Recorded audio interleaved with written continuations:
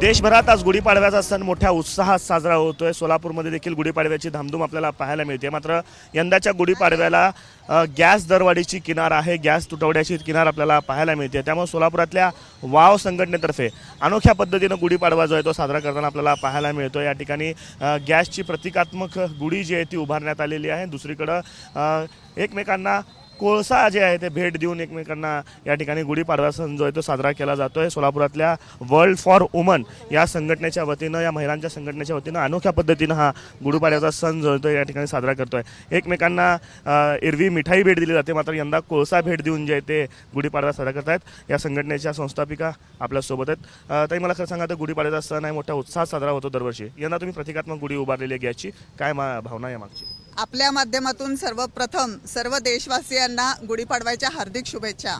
आज प्रभू श्री रामचंद्र जेव्हा रावणाचा वध करून अयोध्येत येतात तेव्हा त्यांच्या स्वागतासाठी सगळीकडे गुढी उभी केली जाते।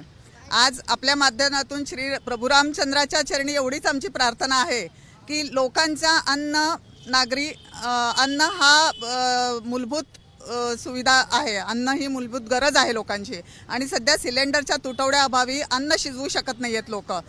प्रत्येक गॅस एजन्सीच्या बाहेर लोकांच्या रांगा लागत आहेत।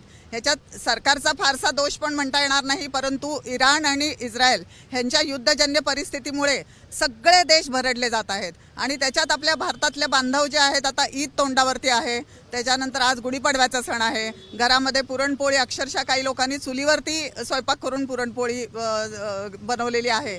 तर ह्याच्यामुळे ही युद्धजन्य परिस्थिती लवकरात लवकर थांबू दे आणि याच्या पुढे कधीही, म्हणजे जगामध्ये कुठेही कधीही युद्ध होऊ नये, शांततामय वातावरण सगळीकडे राहावं।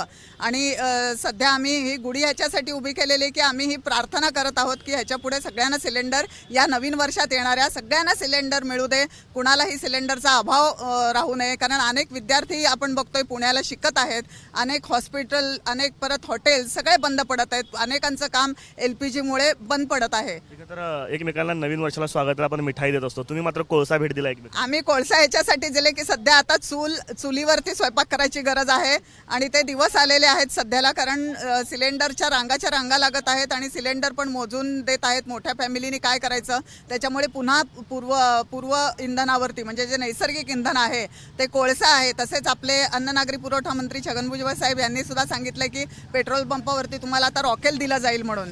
तर आम्ही त्याची एक सुरुवात म्हणून कोळशाने आजपासून सुरुवात करावी, कोळशाचं म्हणून आम्ही कोळसा प्रतिकात्मक दिलेला आहे।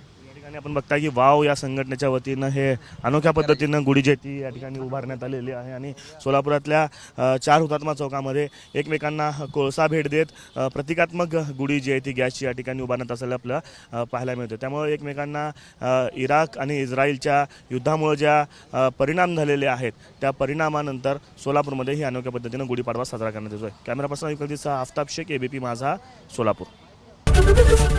ABP माझा, उघडा डोळे बघा नीट।